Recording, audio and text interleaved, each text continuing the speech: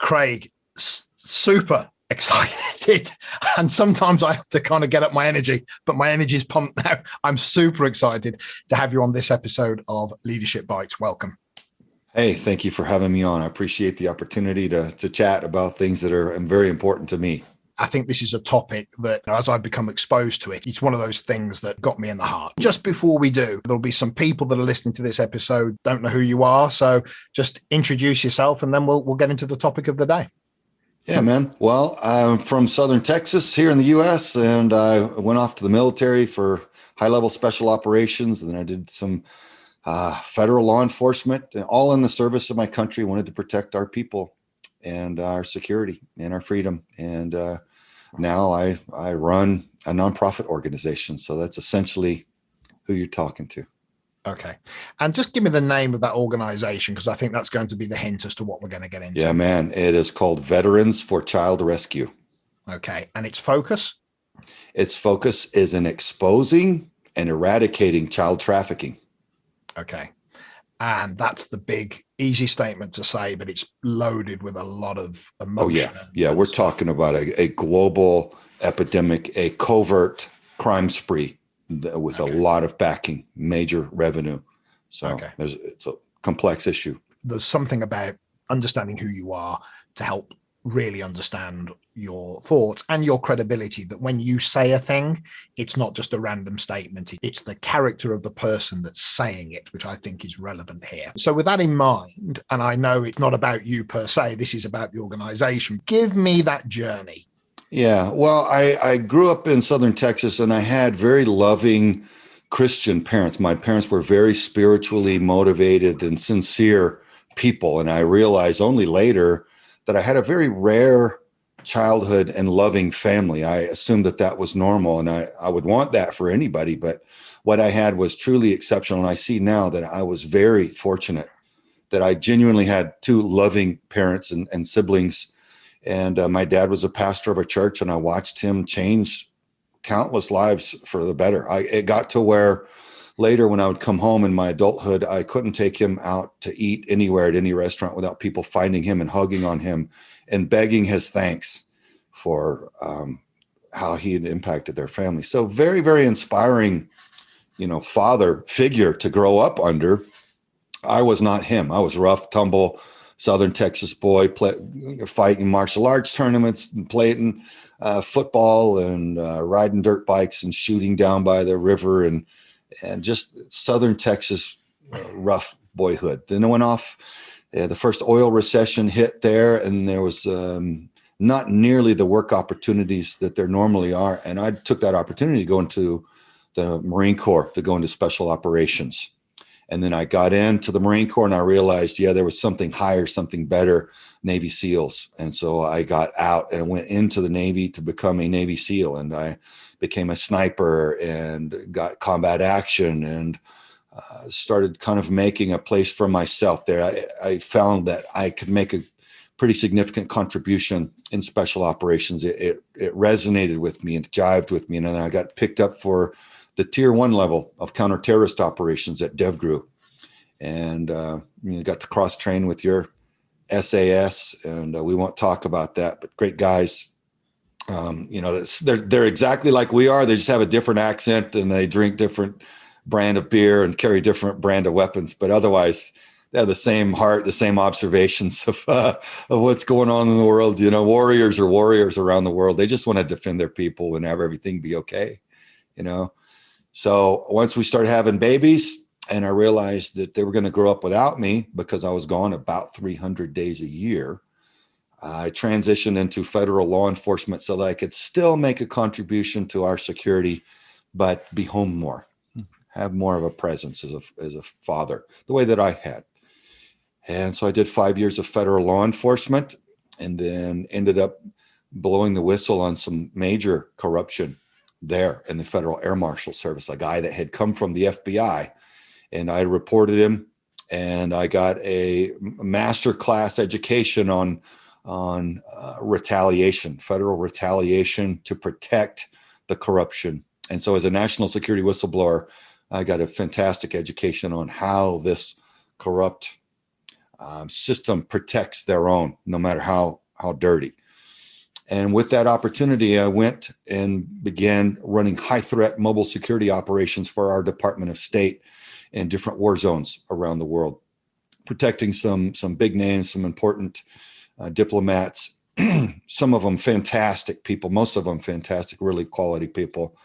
And then I ended up doing the same thing for our intelligence community officials in the war zones, moving them around to their meetings and making sure they don't end up on Al Jazeera in the evening news in orange jumpsuit, right? Or worse. And then I did almost 10 years of film and television mixed in with my overseas contracting. So back and forth, I would go film some television shows, usually firearms related television shows, or counter poaching operations in South Africa for an Animal Planet series and things like that. And I remember seeing you on Sniper. Was it you were the? It was the show. Yeah, there's Sniper Deadliest Missions, history, and there's all kinds of History Channel. I'm sure I remember that. Yeah. My lane in the SEAL team, what I really thrived at was becoming a sniper, and I for whatever reason, I cannot shoot basketball to save my life. I'm terrible. I mean, it could be a comedy show watching me try to play basketball, but I can shoot. And, we're all different, right? We're all human beings. Some things people can sing, some people can, do different things. Some people are fantastic accountants, and some people's brains don't quite work that way.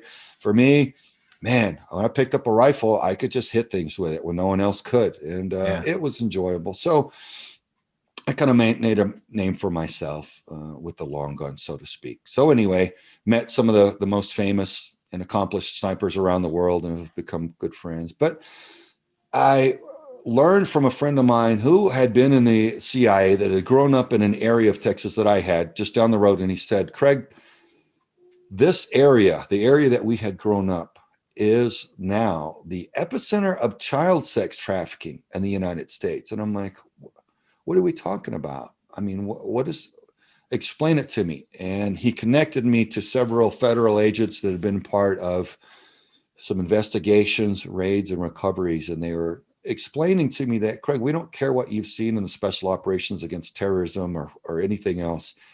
What's being done to the children with some of these very strange, very dark groups is so sickening and so wrong. It's literally evil. And we don't care what else you've seen. This will turn your stomach and break your heart. And so I started learning about it, and it disgusted me. It broke my heart, but I'm not one to sit around and agonize over something. My muscle memory is an action guy. I'm okay. If there's a problem, let's set about finding an effective solution. And I did my best assessment of it morally and intellectually. And I realized that child sex trafficking globally, but in my situation, I was looking at it in the US here. I realized this is a domestic covert operation. I've come from a covert background. I recognized it for what it was. This is a major covert operation with a major stream of revenue.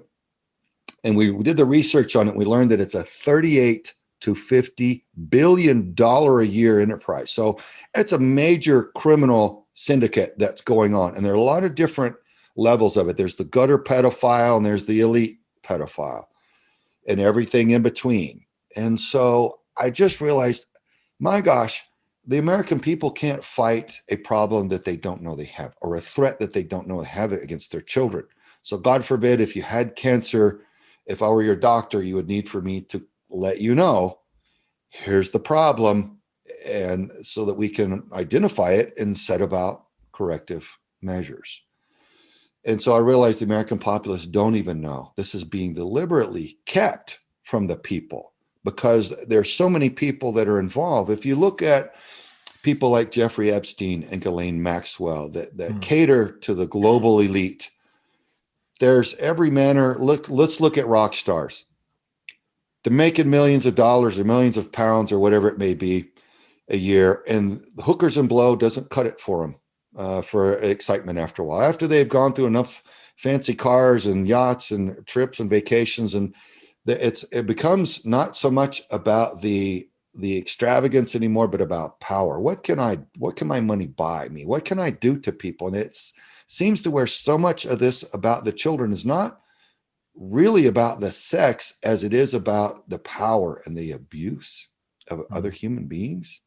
And so it's very painful for me to see where people's heads go when they can afford to do anything they want for long enough, and what a little doesn't do it after a while, just like drug addiction. And they get off into this depravity, certain percentage of people, and it gets to where it's just dark and abusive. And I decided that I needed to do something to fight it. And I realized that the best thing that I could do to this covert operation that's causing so much harm is, and it is the fastest growing criminal enterprise on earth, by the way. So it's not in danger of going away. It's expanding. We're talking to prisoners and prisons that are saying, oh yeah, I can't wait to get out because I want to start trafficking children now because there's so much money to be made. I'm like, my God, how did our society devolve into this, what's the word I want to use for it? Just savage abuse of our own offspring. Savagery is really the word I was looking for. So exposing it, I realized, was my best contribution for starters, to rally 340 million Americans to stand up and demand change with me and set about being part of that change, simply to safeguard the children rather than to destroy them. So I spent 3 years filming a documentary, Contraland, and people can watch that for free. It's a good faith public service alert from me to the people of the world. Here's what's going on. As much as we could share with you in a 90-minute documentary, here's what's going on. You need to know, and let's link arms because we're all in this together, and let's start doing something to change this. And so you can watch it at contralandmovie.com. Please do. And it's not necessarily a pleasant revelation, but it is empowering. Some people say, Craig, I have to watch it in multiple spurts. You know, a lot of combat veterans and so forth, they'll go ahead and watch the thing all the way through, or people that have dealt with this or victims, they'll say, yeah, I'll watch it all the way through. Some people that have never been exposed to this type of human behavior are like, I watched it in 30-minute segments, Craig. I'm sorry, but it took me, several nights or several weeks to get through. I'm like, well, thank you for at least consuming it, because now you know what I do and you can help me. And so I'm just grateful to you, and I'm grateful to anybody who has the moral courage to just expose this and say, let's have a discussion about what's going on. What's the true nature of it? What does it mean? And what can we do collectively to change it? Because I don't care what animal you go to. If you find any animal in the wild that has cubs, you reach in there and you try to harm their cubs and see what happens. You're going to draw back a bloody nub because you're going to get nothing but teeth, horns, and claws. Why are we as human beings any less protective of our precious little ones, right? Our own offspring. So that's as simple as that. People try to politicize this and make it about this demographic or that demographic, and that's not fair to do. It's not an honest assertion that it can be segmented, because it really can't. We're talking about humans harming offspring, and it's harmful and wrong, and that's the end of it. Really, it genuinely is. If we approach this with intellectual honesty, we'll always end up at that conclusion. This is a human behavior that is nothing but destructive. It's not okay, and we must change it.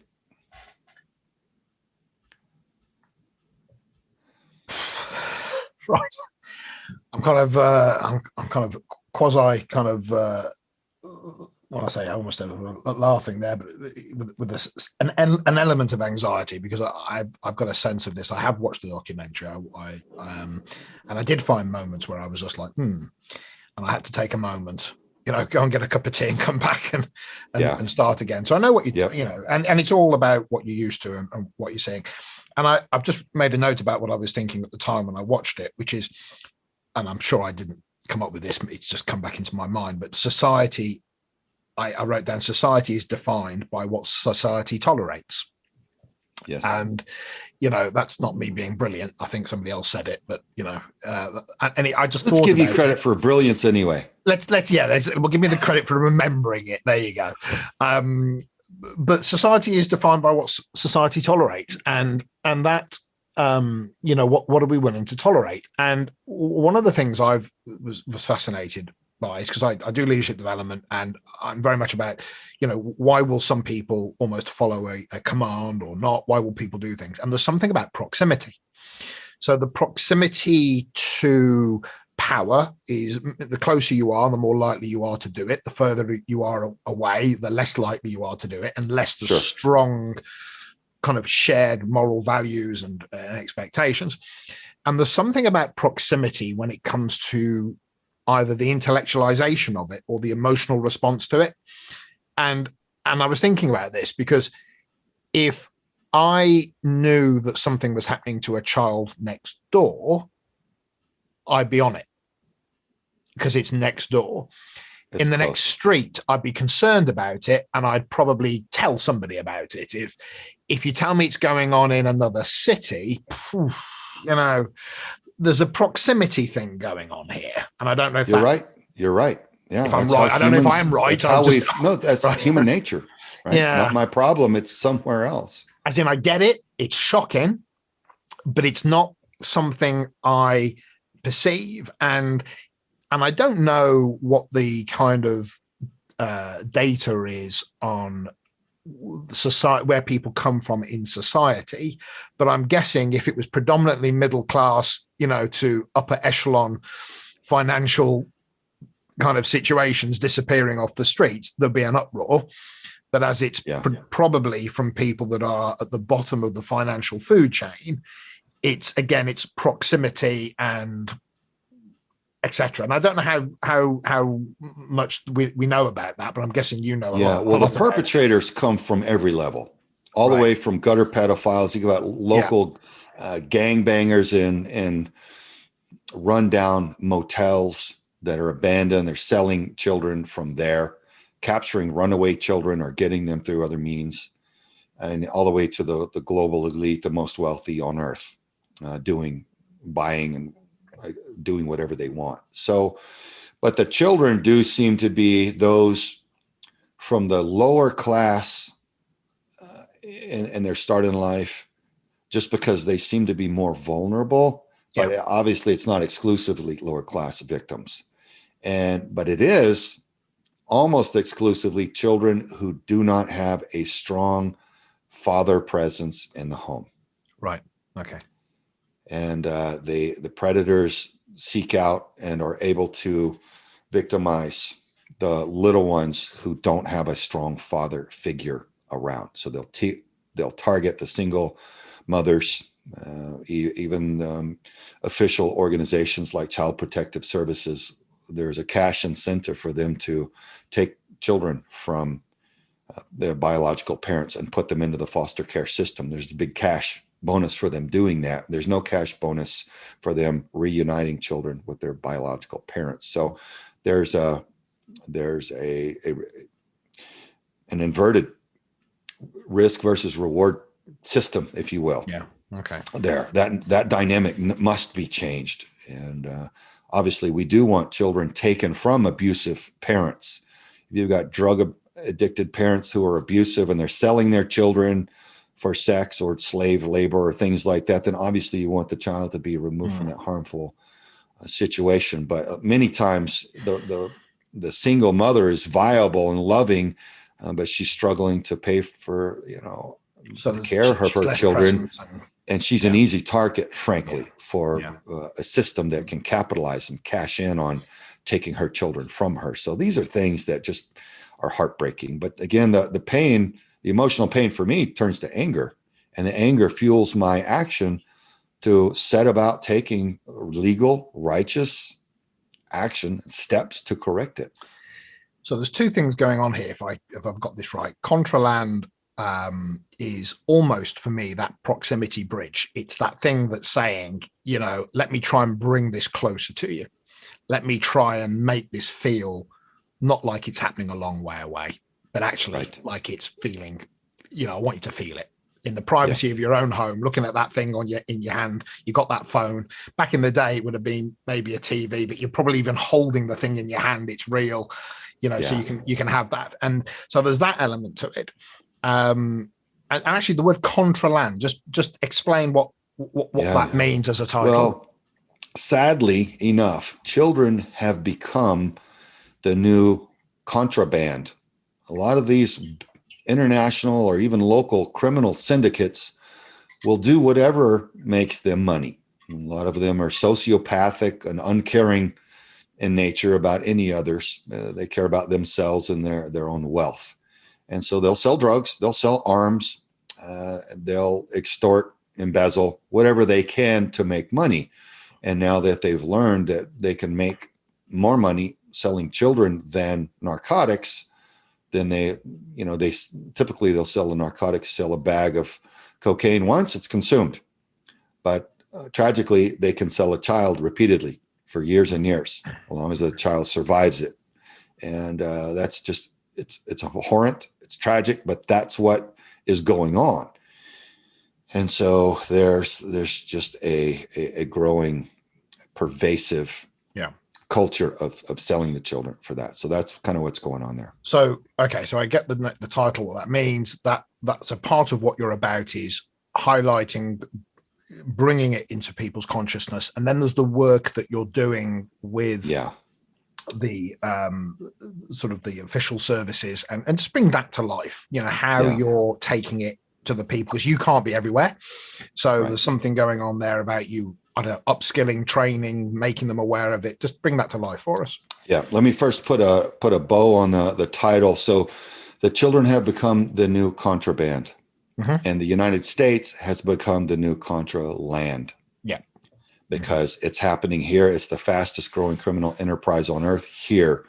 So it's all about, in my case, awakening the American populace first, thus the title Contraland. So what we can do about it is, because I have been a federal criminal investigator, I reach out and talk to federal and local law enforcement units, district attorneys, and let them know my background and what we do and the investigators and the technology that we have available.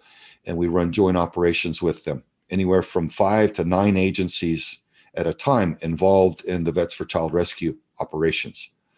And we'll usually run several days of operations and different types of operations. One that you see in Contraland is a sting operation, where we put ads out and let the child predators who rape an average of 70 children throughout their lifetimes, we allow them to come and try to rape a child and incriminate themselves. And the law enforcement, once we've run our operation, we've completed it, I give a brevity code, and law enforcement take the handoff at that point, and they process the perpetrator of the crimes from that point on, and we provide the case file information and evidence for prosecution. So that's been very productive, very effective. We've got a 100% conviction rate so far on our predators, our child predators, and we're conceiving and generating new operations now as we speak in multiple states around the country. Realizing I'm talking about a topic that I really only understand from a distance, I'm just alert to the fact that you may very well course correct me. But one of the things that I had a sense of was that you are obviously a finite resource, and you can only, so you want this to go viral. You want people to, say, watch this, understand it, get serious about it. But what got me was, there was a scene in Contraland where you were observing spotters who were on the border, and they were literally in a permanent state of residence, and they were able to let all the relevant people know, don't do anything at my end, because there's some people hanging around or whatever it is. And that's almost a systemic level that I can understand your inputs, but the bit I couldn't wrap my head around, and neither could you by the looks of it, but is, how are they allowed to stay there? Yeah.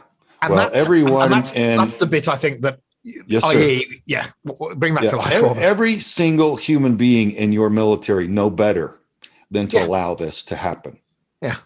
Every single human being in our military know better than to allow this to happen. Every single human being in our law enforcement know better than to allow this to happen. And I would say 95 or 98% of all of our citizens know better than to allow the enemy to come into your country and occupy all of the major mountaintops on the border, on your side of the border, in the United States, observing with binos and radios, observing our federal and local law enforcement and reporting to their cartel traffickers how to avoid our law enforcement so they can move humans and drugs into and God knows what else, into our country uncaught, undetected. So the only reason that can be happening is we're being essentially betrayed by our politicians in Washington, D.C. here. Right now, our border is not being defended. Our law enforcement are overrun down there. I do ride-alongs with them. Many of them are my friends. They're confiding in me, Craig, we're exhausted. We've been running for months and months, and we've never seen anything like it. It's an absolute blitzkrieg invasion, and we can't even catch half of them. And almost all the ones we do catch are processed and sent right on into the United States. Illegal. So there's always been immigration throughout the history of mankind. As long as there have been nations, there's been people that migrate from one nation to the next. There's nothing wrong with that. There's a legal and careful and logical and honorable way to do that. Right now, all of that has been abandoned and there's chaos on the southern border of the United States. So I can't, or I won't speak to the motives. I can just speak to what I observe. And it concerns me deeply that there is an abandonment of control because there are victims on all sides, right? So many of the people that are brought here are being victimized. They're being raped along the way. They're being extorted. They're being robbed outright. There are a lot of people that are being murdered in the desert that can't pay enough. But by the way, it's important that everybody realize that anyone cannot come into the United States through the southern border illegally without first paying the Mexican drug cartels. The Mexican drug cartels are that powerful. They have that much presence to where you're not coming in unless you pay them. So why is it being done? I think it begs some very tough questions. It begs some very tough questions. We've got so-called leadership that won't even show up to the scene of the crime. They won't even make a leadership presence to have an assessment, an honest assessment. It just looks very, very bad. And it's deeply concerning. I love my country, but I can say this. I'm not trying to be some bleeding heart softy. I can genuinely say this. I care about the people that are being victimized, that are being brought from here. I've been on missionary trips with my father when I was growing up. I've been to 60 countries around the world. I realized humans are all the same. Essentially, where the cultures vary a little bit from here to there, but we all have the basic wants and same basic wants and needs. And it pains me to see anybody abused through a system of corruption and big government. You know, a lot of it can be called tyrannical at this point. Why aren't we being told the truth? Why is this so irrational and illogical from a standpoint of basic human safety and national security? Why is it going this way? Well, I'm tied in with a lot of people who are really legends in our national security space, people that have been in decades that several American presidents over the decades have referred to solve major national security crises. And I'm read in behind the scenes and I know a lot of why, but I think publicly it's important to just ask why is this happening? Why does it not make sense? And why don't we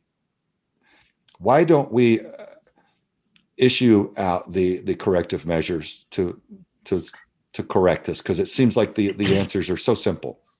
So if I've read you correctly, I think there's a little bit of wisdom going on here, which is you could say what these things are, but if you do, we're in a very interesting place in society right now where there's not a lot of tolerance for grey.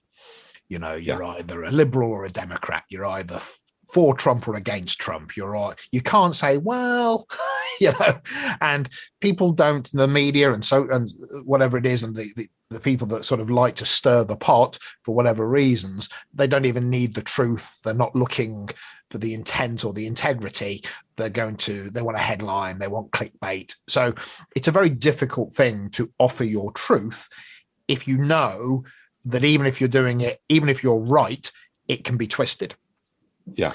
However, asking the question can't be messed with too much, right? We all need to ask these questions. And the truth is a process, is it not? I mean, just because throughout history, when people have learned new medical advances and they're like, this is better. Yeah. When we begin washing our hands, we have less infection. No, that's a truth, but it's not all of the truth.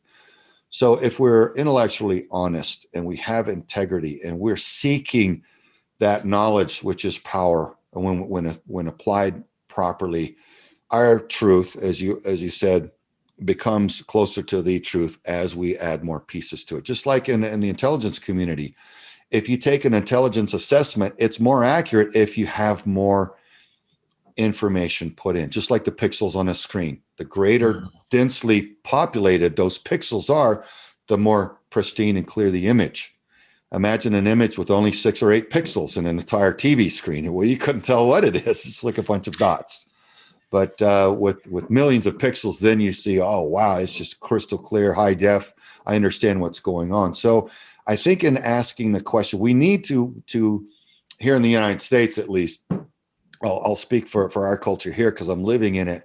We need to get back to the dedication of actively seeking out and researching and assembling the factual evidence to formulate the truth so that we do understand, rather than just accepting what's broadcast to it by entities that may have political objectives and may be owned by those who have strong motive to portray the situation in a certain way.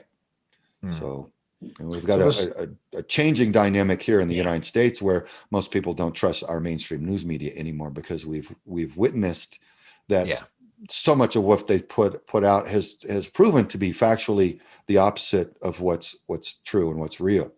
So it's a time of change here in the United States. So there's something here about data. There's something here about facts. There's something here about visual proof in particular. There's something here that says, if all of these things are true, then why? Why do we tolerate it? Now, the motivations almost, you know what? That's, can I enrage people? Can I get people to a point where they go, I don't really care why you're going to explain it to me. Why are we doing this? Can people's passion or anger around it outweigh justification or explanation? But actually, this becomes an intolerance. It cannot be tolerated. Is I think what I'm hearing. Well, there's been a falsification of science in the United States. Alfred Kinsey in the 40s and 50s was a science fraud. He spent many years politicking. He went around from state to state. He went in every state addressing the psychological healthcare system to normalize child rape, pedophilia, and to our educational system. Our academia now has followed Alfred Kinsey's falsified studies for many decades now. And our legal system has become tolerant of child rape, all due to one man's energetic assertions, repeated assertions under the banner of science and under his falsified studies that we now know. Dr. Judith Reisman was instrumental in extensive studies that researched and demonstrated that Kinsey's studies were falsified. Kinsey, as it turns out, was a sadomasochistic pedophile, and his own genitals were mutilated according to what he preferred sexually. So he was not well mentally. And the facts demonstrate that what he was doing, according to his own studies and the evidence surrounding him, is he was paying different types of pedophiles, even in prison inmates, to essentially rape children. And he was logging any manner of flinching, convulsions, screaming, passing out, all as orgasm. So in Alfred Kinsey's mind, he wanted it to be orgasm. So that's where he falsified the studies, because what he wanted to demonstrate was that children are sexual and orgasmic from birth. So him raping them was somehow normal and good. And what we have to do here, in my personal opinion, is just simply rally around the children and go, look, you want to go to science? Let's go to actual science. We know that the human brain, the outer cortex and frontal lobe, are not fully developed until the ages of about 23 to 25 years. So can a small child advocate for themselves effectively against a full-grown predatory adult? No, sir, they cannot. They clearly cannot. They don't have the intellectual development. They are incapable. They are unarmed and therefore vulnerable. That's why it can never be normalized. And child rape can never be just another sexual preference added to any other form of sexual perversion, because the child, in this case, cannot advocate for themselves. They are an unwilling participant, an unwilling victim, which is different than all other forms of sexual perversion that fully grown adults commit with each other, right? We don't have a problem. What two consenting adults do together is not my concern. My concern is when you've got little ones that don't want to be there, man, and their minds are shattered. They're traumatized for life. Many of them kill themselves over the damage. They're not okay. They're not okay. So where's our humanity?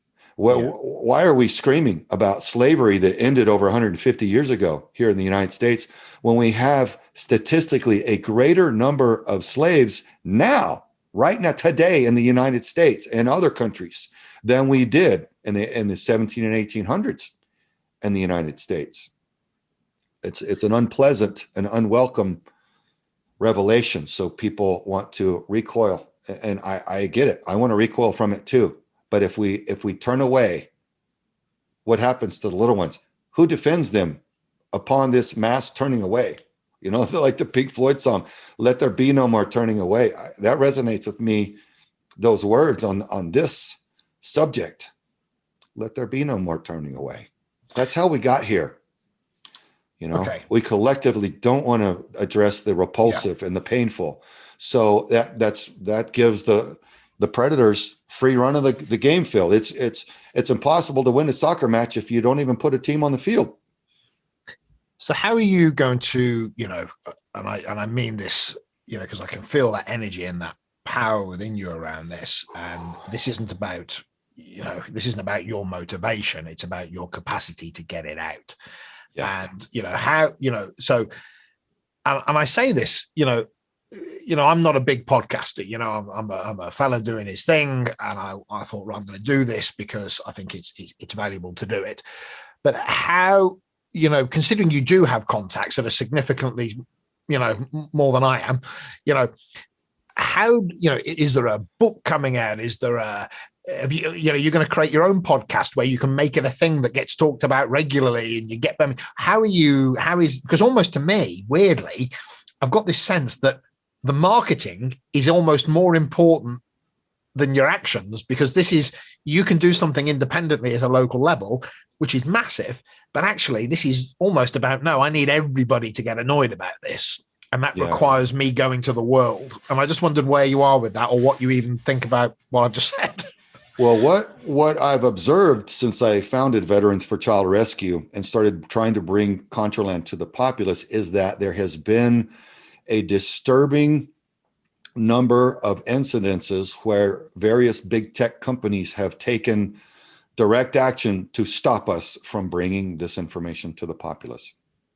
And we're talking about crowdfunding platforms deleting and denying our account. And we're talking about networks who refuse to air the production. We're talking about financial services trying to seize and lock up our funds without explanation or excuse.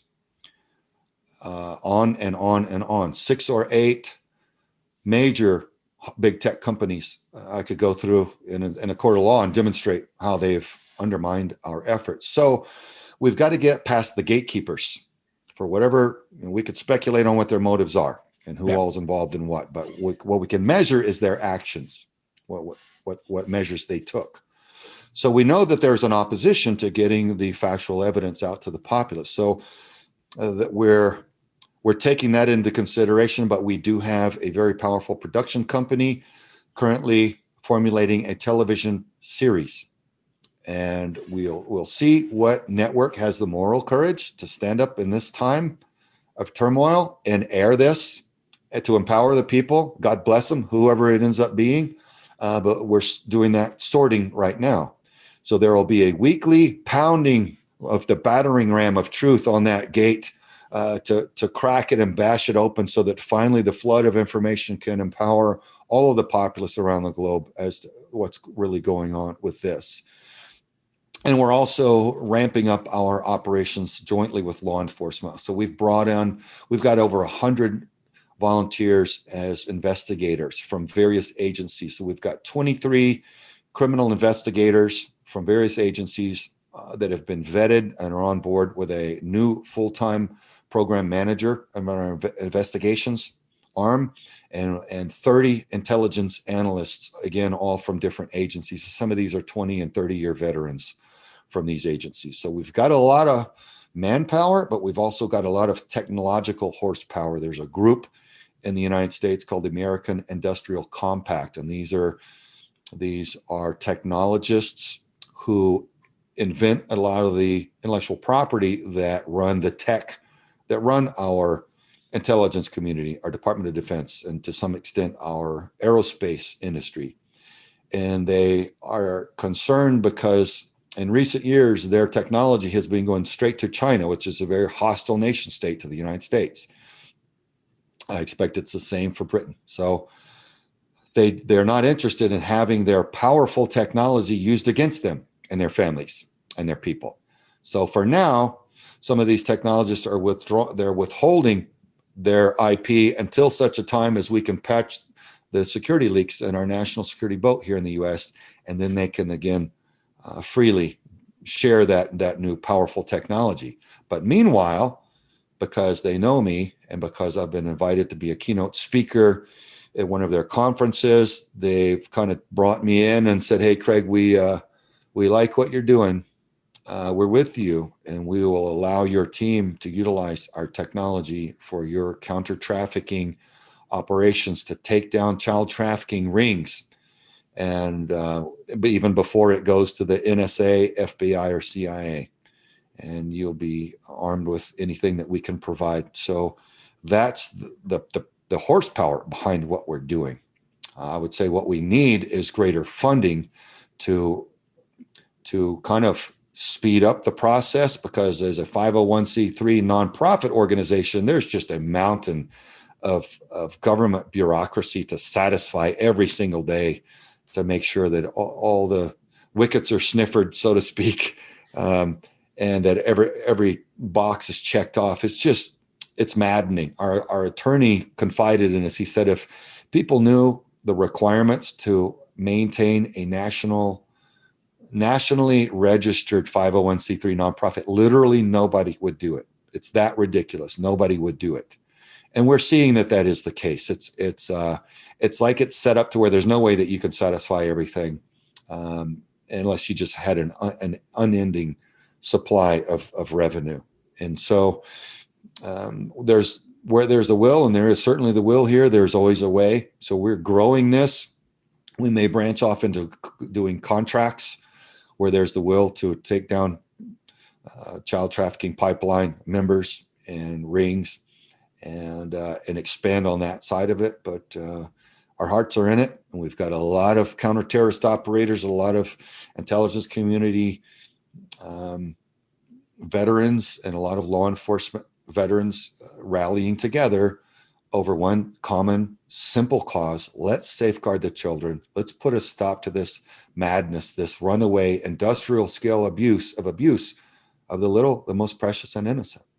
And so that's where we're at. And that's how we're going to solve this to the greatest degree we can. It's a cultural change, Guy, that we're really out to bring here. And there's a systemic approach. Anything that's done globally that's effective is done through a systemic approach. And we're aligning with people like Dr. Shiva, who invented the internet when he was 14, and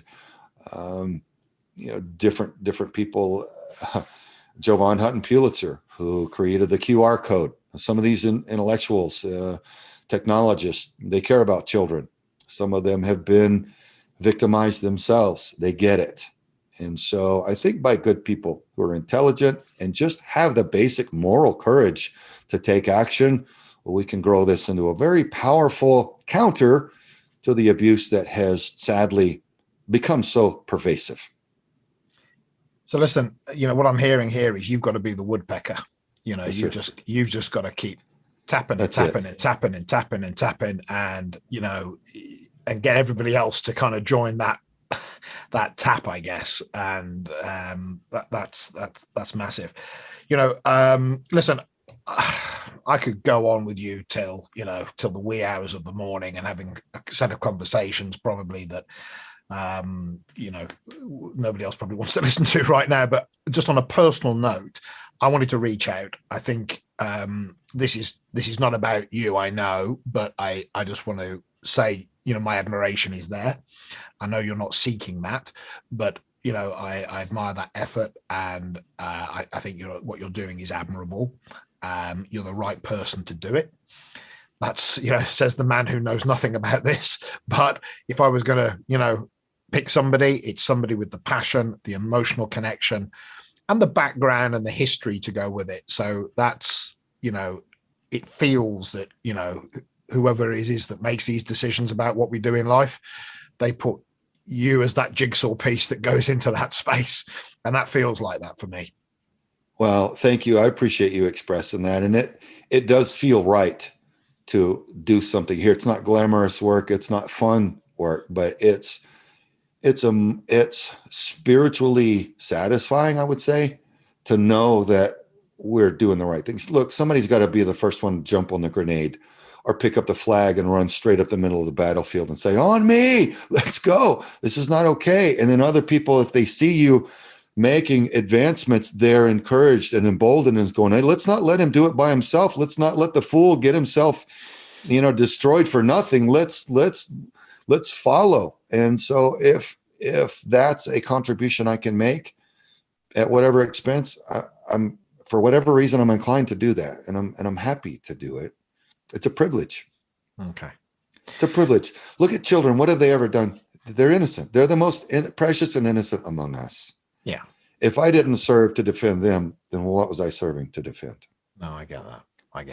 And it doesn't take a warrior. It doesn't take a hardened combat veteran to do this. I see little old ladies like precious little Dr. Judith Reisman with moral courage for days. God bless her. She just passed away recently, but she was a bold champion for the children. God bless that woman. Mm-hmm. And our own daughter, Aspen, she fought back and helped put 9 predators away by serving as a junior decoy in our joint operations.